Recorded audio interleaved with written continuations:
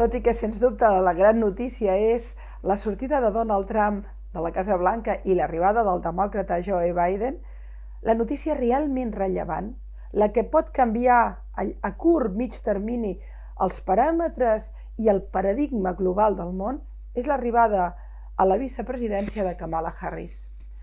Aquesta afroamericana d'origen jamaicà i indi, casada amb un blanc jueu, una parella de barreges, amb un currículum, amb una història com a fiscal implicada en moltes lluites a favor dels drets civils, a favor de la reinserció dels presos, en reforçament de la justícia en paràmetres també justos, justament, i democràtics.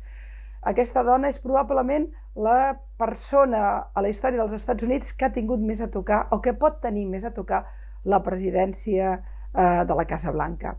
És cert que Hillary Clinton ho va intentar i que va haver alguns moments en què ho podia semblar, però era una candidata cremada i probablement, com deien les feministes nord-americanes, era més fàcil, i ha estat durant sempre més fàcil, portar una minoria a la presidència que no portar una dona, el cas d'Obama, per exemple, com a afroamericà. Però Kamala Harris arriba en un moment excels i, a més, ella mateixa encarna tots els valors que d'alguna manera poden aconseguir la presidència.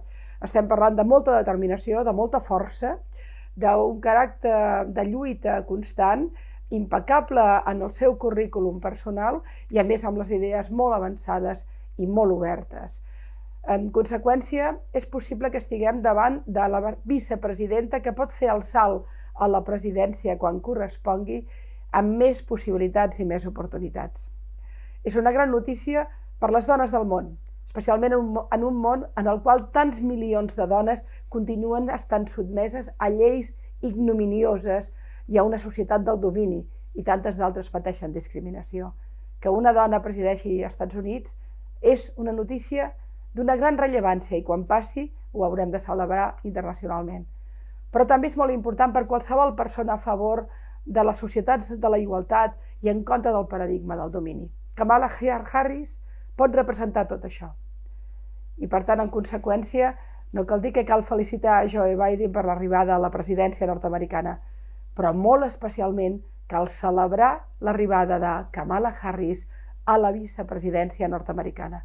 Una passa a la presidència, queda poc.